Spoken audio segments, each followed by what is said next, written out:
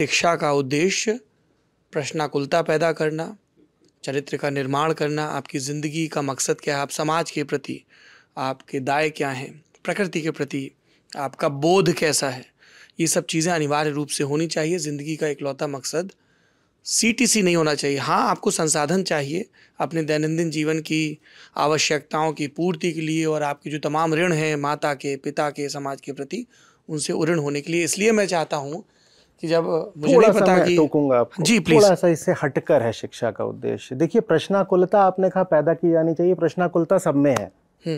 दुनिया में कोई आदमी नहीं है जो 100 सवाल लेके नहीं घूम रहा। बात यह है कि वो सवाल किस स्तर के हैं, किस गुणवत्ता के हैं। अभी कोई वही नीचे टीवी स्क्रीन 3 लगी हुई थी आपने, जहां मुझे बीच में विश्राम कराया, अब उसमें भी तो यही करा जा रहा है कि आपके भीतर सवाल उठाए जा रहे हैं।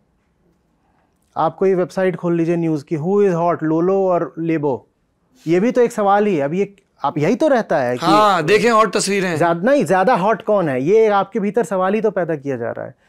एक छोटा बच्चा होता है, उसके भीतर भी 100 सवाल होते हैं, लेकिन वो सारे सवाल हमारी दैहिक वृत्तियों से आते हैं, हमारी पार्श्विक वृत्तियों से आते हैं।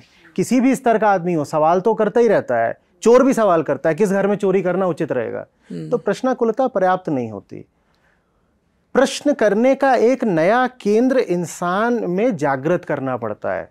हमारे सारे सवाल इसके बारे में होते हैं, ये क्या है, ये क्या है, ये क्या है। अभी आप यहाँ पर एक बच्चे को ले आए या आप एक पशु को ले आए, वो दोनों एक काम जरूर करेंगे, छू छू के देखना शुरू कर देंगे। यहाँ एक खरगोश होगा, वो सूंघना शुरू कर देगा, कुत्ता होगा वो भी इधर उधर जाएगा, ऐसे ऐसे करेगा। ये प्रश्न ही है, वो जिज्ञासा कर रहा है। बात यह है कि वो जिज्ञासा सारी की सारी हमेशा बहिर्मुखी होती है। दुनिया क्या है इसको जानना है।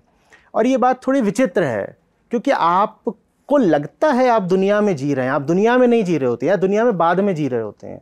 पहले आप यहाँ जी रहे होते हैं, और यहाँ को लेके कोई प्रश्न प्राकृतिक रूप से कभी उठने नहीं वाला।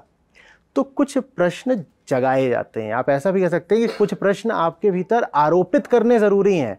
आप अगर इंतज़ार करेंगे कि आप उसको छोड़ देंगे कि तू जो खुद पूछेगा मैं उसका उत्तर दे दूंगा, वो कभी सही प्रश्न पूछने ही नहीं वाला। तो प्रश्न भी सही क्या है ये सिखाना पड़ेगा, नहीं तो सवाल ताउम्र पूछता रहेगा, लेकिन वो सारे सवाल एक ही आयाम के, एक ही दिशा के होंगे। उन सवालों के उत्तर मिल भी गए तो शांति नहीं मिलेगी। वो उत्तर होंगे, समाधान नहीं होंगे। एक प्रश्न से बस दूसरा प्रश्न निर्मित हो जाएगा, और इसमें फ़ायदा क्या अगर प्रश्न से प्रश्न बन रहा है। वो एक तरह की फिर कोरी बौद्धिकता हो जाती है। आप बुद्धिजीवी अपने आप को कह सकते हैं, लेकिन आप ये नहीं कह पाएंगे कि आप सफल जीवी हैं।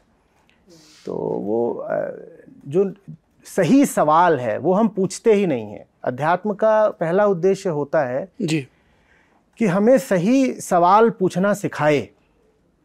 नहीं तो आप अगर प्रश्न ही गलत पूछ रहे हैं तो जीवन भी आपको सही उत्तर कैसे दे देगा। और अब तो देखिए मामला उदारवाद का है, जहाँ पर किसी को तकलीफ देना ठीक नहीं समझा जाता। तो यही कहा जाए कि भाई अगले ने जो पूछा है आप बस उतने का जवाब दे दीजिए, आप उसको चढ़े क्यों जा रहे हैं। ठीक है, नहीं चढ़े जाएंगे। लेकिन वो जब सवाल ही कुल इतना पूछ रहा है कि आलू महंगा है कि कद्दू, तो इसका हम फिर कितना विस्तृत और व्यापक उत्तर दे सकते हैं। सबसे पहले तो उसका सवाल ठीक हो, उसके सवाल में कुछ दम हो। मतलब थोड़ा इसमें व्यक्तिगत हो जाता है। मेरा काम इसलिए बड़ा कठिन हो जाता है, मुझे सब सवालों के उल्टे पुल्टे जवाब देने पड़ते हैं जी।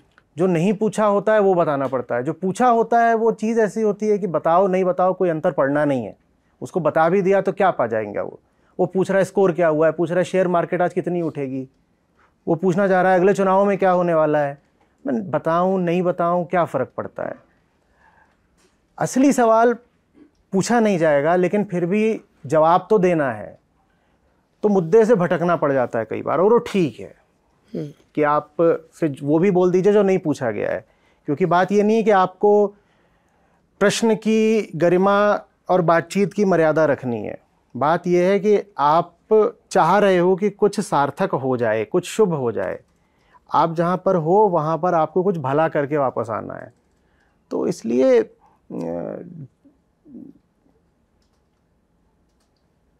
अगर आपको लगता हो, कभी अपने दिल से लगता हो कि कोई बात है जो बतानी ज़रूरी है, तो पूछने वाले के सवाल का इंतज़ार मत करिएगा। क्योंकि हो सकता है कि जो चीज़ वो उसको ज़रूरी है सुननी, वो सवाल वो पूरी ज़िंदगी ना करे।